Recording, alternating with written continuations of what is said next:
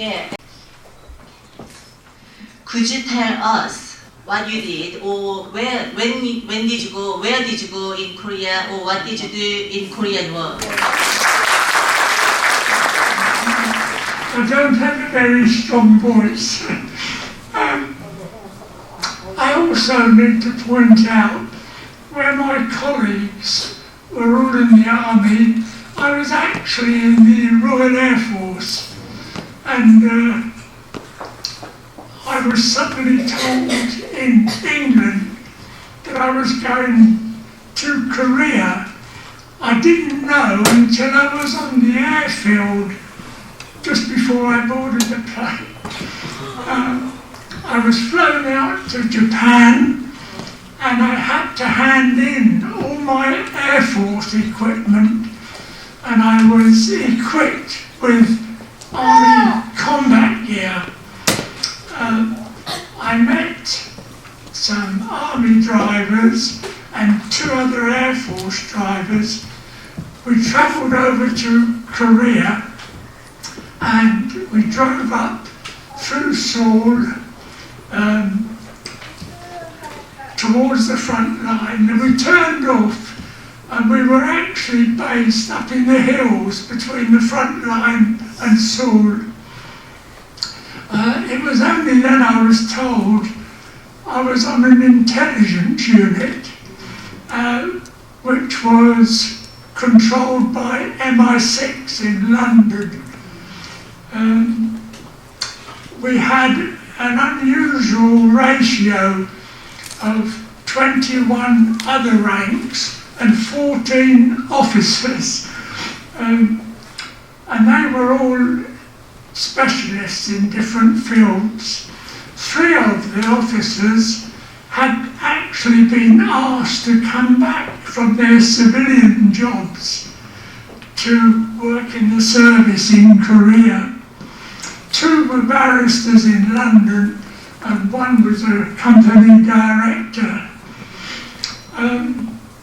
I think then the accommodation, we had large tents, wood-framed tents, and there were 8 of us in a tent with a camp bed, a sleeping bag, a diesel stove, and then you had 1 bowl, 1 kettle, and it was okay. Also, because we were on a unit, we had a cook and a building where we could eat, like a canteen, so it wasn't too bad there at all.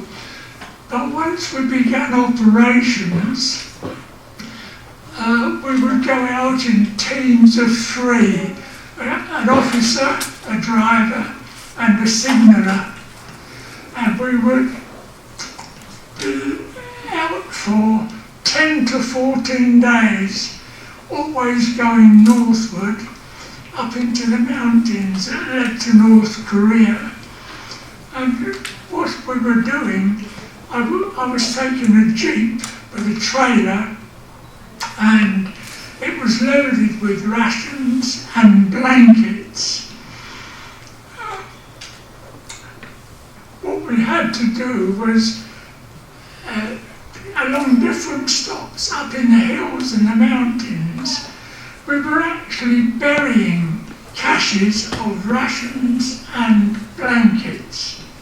And then we would stop overnight, and the only way you could do that was tie a tarpaulin along the jeep that overlapped at both ends, and we had a sleeping bag, but all you took off was your hat, your parka and your boots, and climbed into your sleeping bag because it was cold.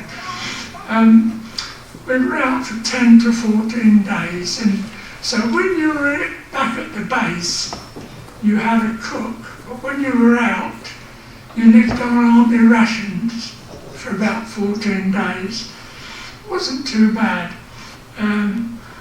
It wasn't until after the ceasefire that we knew what we were actually doing, because we had agents in North Korea, South Korean agents in North Korea, who were feeding back information. And this was all planned as an operation back in London, apparently. And it seems incredible now what we were talking about. Do you want me to explain what the operation was?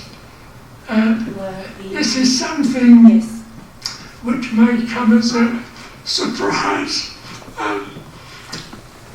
The intelligence services, the South Koreans, had found out where all the British officers were located in a prison camp inside the North Korean border. Apparently it was planned. We worked with South Korean Special Forces and American Special Forces. We did all the caches, so we had several routes going over into North Korea with rations and blankets at intervals on the way back to South Korea. We did a lot of training, keeping fit, weapon training, and it wasn't until after the ceasefire that we were really told what was planned, because we also did parachute training. And then we were told in September, with the American Special Forces and the South Korean, we would be dropped into North Korea to try and free all the officers from that camp and then lead them back over the mountains using the caches for warmth and food on the way back to South Korea.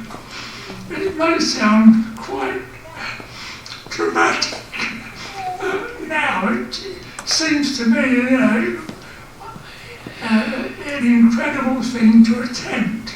But that's what, as it happened, the ceasefire came before we were due to drop in there in September, the operation. But of course the ceasefire prevented that happening.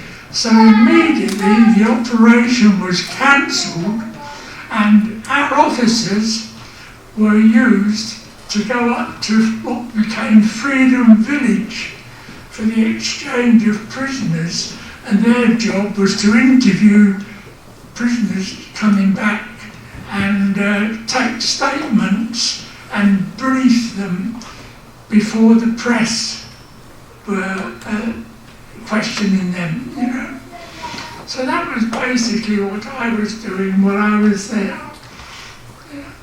Thank you very much. I serve with the Royal Electrical Mechanical Engineers who look after all the equipment in the Army. Normally we're in workshops, but there are some that are attached to all infantry regiments, and I was one of those. I was attached to the Durham Light Infantry. I only arrived in Korea 4 months before the ceasefire, which was the last spring offensive of, I don't know whether people understood the hook. It was a hill that was fought for so many times in every year. That was quite horrendous. And the whole idea was that everybody, or both sides, were trying to gain as much ground as they could prior to the ceasefire on the 27th of July. My work was obviously mainly with vehicles, track vehicles and road vehicles, which the infantry were using, mainly when they was blown up in minefields and things like that, going on recovery, where the infantry would cover us by fire whilst we weren't recovered any vehicle or equipment. The main thing with the fighting, although we were tradesmen, we were still soldiers, we were fighting first and tradesmen second. The big problems we had in Korea with the winter was so cold. I mean, I don't know how many people here have been to or have gone to Korea and understand.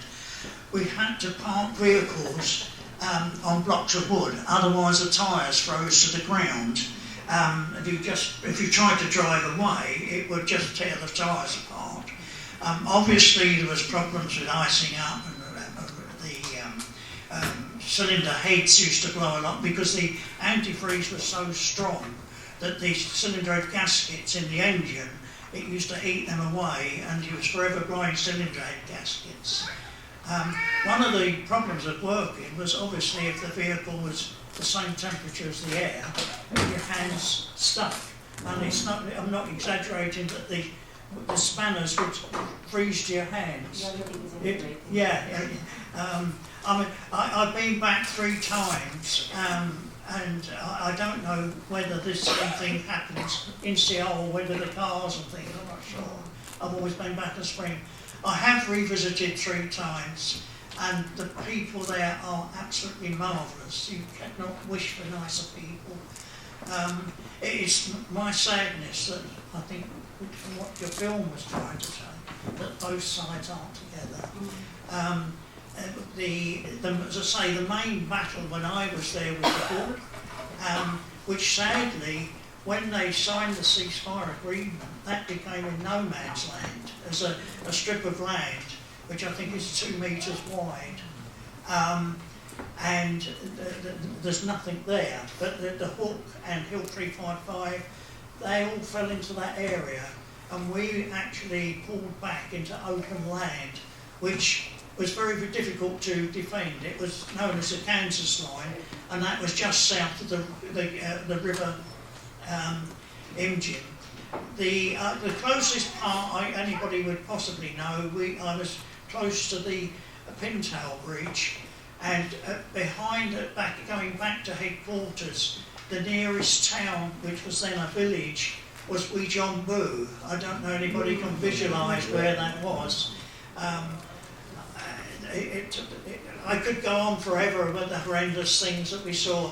We never had much contact with civilians, obviously, because this was a battle zone. I think that's about as much as I can say. Thank you. Thank you very much. Ladies and gentlemen, children, I was in the Middlesex Regiment stationed in Hong Kong, and when we got told we was going to Korea, everybody straight away, including officers, said, "Korea? Where's Korea?" Nobody knew where Korea lay. But we was given 4 days notice to pack everything up, ready to move. We was told that the Americans would look after us for transport, food, ammunition, medical, everything you can think of. We come under the Americans. But that wasn't always so nice, because you can imagine we landed in Korea, in Busan, in the August of 1950. But it was Christmas Day before we even had a slice of our own bread. Before that, it was just eating salt biscuits that the Americans supplied.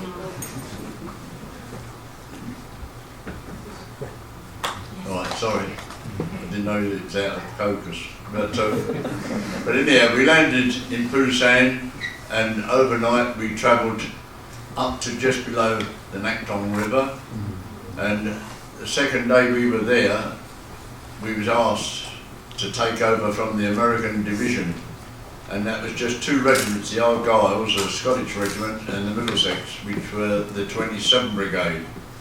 But then it seemed very, very bad to me. I never thought that I was coming back out of Korea, because the situation was grim. If the North Koreans had come across the Nakdong River, that would have been cheerio, Edgar Green and all his mates. I thought so anyhow. But we then led the breakout on September the 16th, and we never stopped then till we got right up to Sininju, just 14 miles from the Yellow River. But most of that time, the men in that brigade walked. And when I say walked, when you look at the length of Korea, there's a long, long way. Actually, the only part that we went by train up to Daegu, and then from Daegu they flew up to Kimpo Airport, but then that was all walking. But we all thought, as it was a police action when we first arrived, that we were only going up to the 38th parallel. That was what we was told. But it was MacArthur then decided we were pushing on. And then the 27th Brigade, they led the breakout and advanced all the way. The Americans come behind, and in like so many cases in going back to previous wars, we were almost taking a position when we would be given an offshoot, and the Americans would come in and take it and get the credit for it. But it didn't matter, we was winning the battle. But when we got right the way up to Sinanju and the Chinese came into it, that was a different thing altogether. The Chinese have said that the 27th Brigade, which then included the 3rd Royal Australian Regiment as well as our 2, that they was the thorn in their side, because we was always there, we weren't giving in, and they tried to cut the American artillery off, that was our support, but the American artillery were absolutely first class, and our Brigadier Code, said that they was the finest artillery lot that he'd come across even during his time in the Second World War. But the Americans held up with the Chinese actually swinging on their guns, and it come to hand-to-hand fighting, and they was looking after the bridge, which was to take all of us across on the withdrawal. But they won the day. But then we come all the way back down, and we went back and forth through Seoul 4 times. But it ended up with a big battle with Chum Nai. That was said to be a bigger battle than what Cap Yong was. But myself, I've had 8 birthdays in Korea, more than what you young children have had yourselves. But the first was probably the best one, was the day that I came out of Korea with the Argylls to go back to Hong Kong. But the next 7, I've taken a couple of men who had such bad experiences they didn't want to go. And I've said, look, you'll be all right, and see what the Koreans have done with their country. And it was showed that it was not in vain for those that we lost. And then gradually, some of them, but there's still men today. No way, they won't go back. They saw such terrible sights, and some that had come through the Second World War said they was worse than what they'd seen in the Second World War. But, well, as I say, I've had 8 birthdays out there, and everyone I've got spoiled, because I never had it at home. But that's about all I can say, I suppose.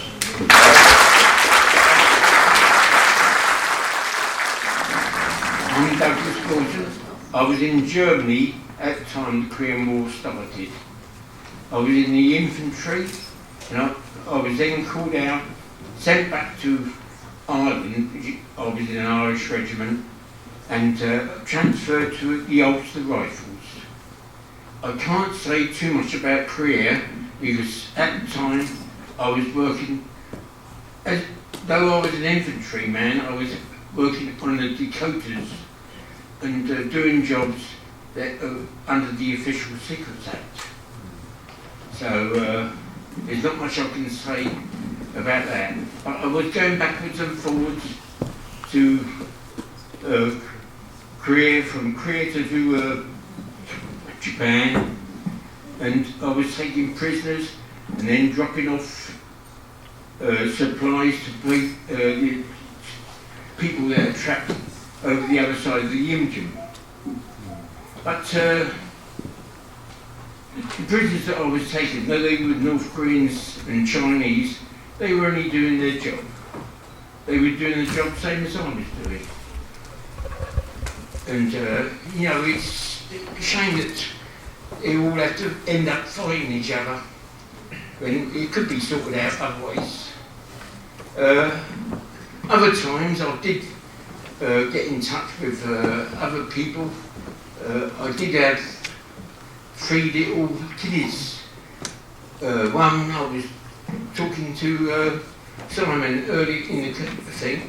One was about 3, a little boy, and there was a little girl about 5, I think, and then the other one was either 6 or 7. And I stopped to give him some food and some chocolate, and I never saw them for a couple of days. And all of a sudden, though I'd moved on, they suddenly turned up at my bivouac where I was sleeping. So I had to get them a little bivouac at the side of mine, because they had got no parents, and they stayed looking after my area, because I was in the HQ company of the Ulster Rifles, and we weren't actually up the front, we were in the echelon, which are way back sort of thing. And these little kiddies looked after my area while I was on these special jobs going backwards and forwards. But one of the questions on your questionnaire was, how did we get on speaking? Well, though some of them spoke like pidgin English, what we call pidgin English, hand signals you can get on with nearly any country. And it's surprising, you get hand signals and you get on.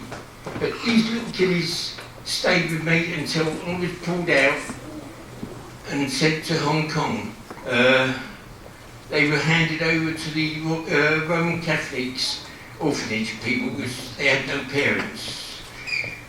I can't think of any other things otherwise, because certain things I have learnt are under the official secrets, and I'm not allowed to say.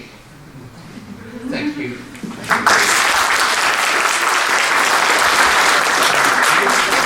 I traveled out to Korea on a very fast short trip.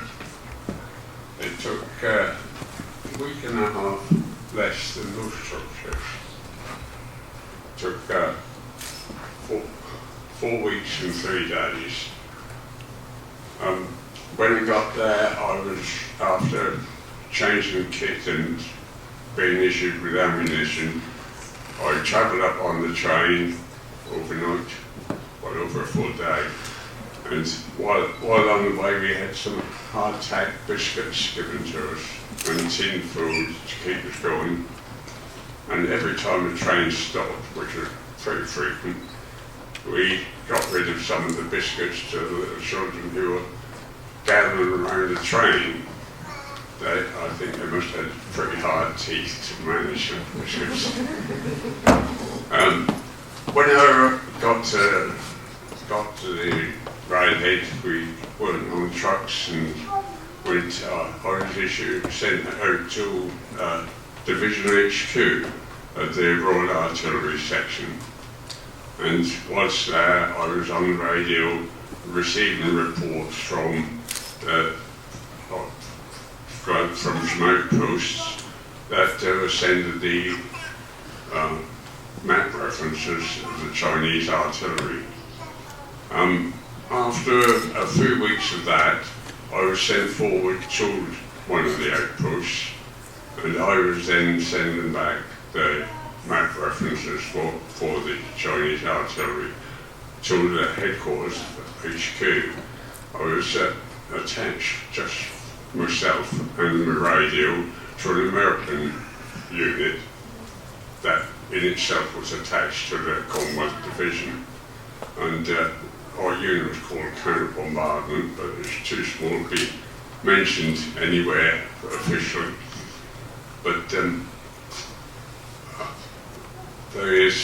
I had a little bunker next to the command post, the American command post, I had my bed in it and my equipment and the radio and batteries, and the bunker was set in the hillside, and I had a trench around one side and the back, which I had battery charger and the equipment for the battery charger and distilled water to charge the batteries up.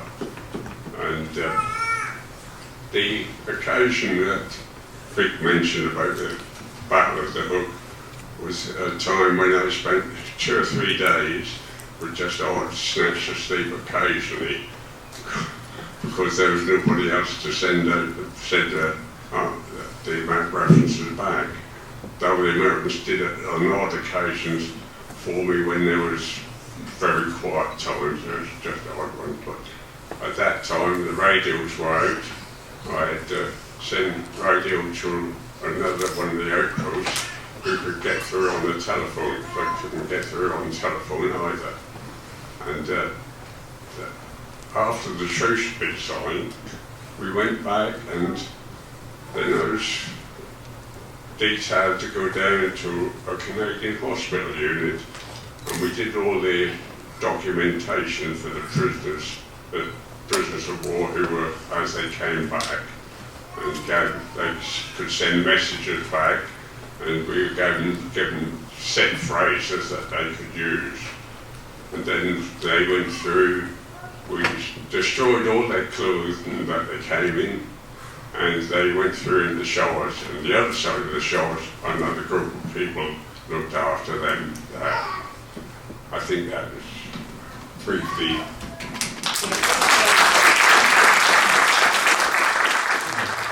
Came from an American, and it's called Korea. We didn't do much talking, we didn't raise a fuss, but Korea really happened, so please remember us. We all did our duty, but didn't win or lose.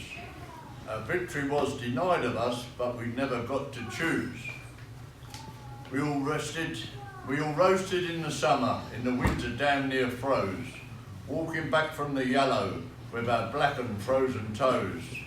Like the surf, the enemy kept coming with their bugles in the night, and we fired into their masses, praying for the light. All of us just had to be there, and so many of us died, but now we're all but half forgotten. No one remembers how we tried. We grow fewer with the years now, and we still don't raise a fuss, but Korea really happened, so please remember us.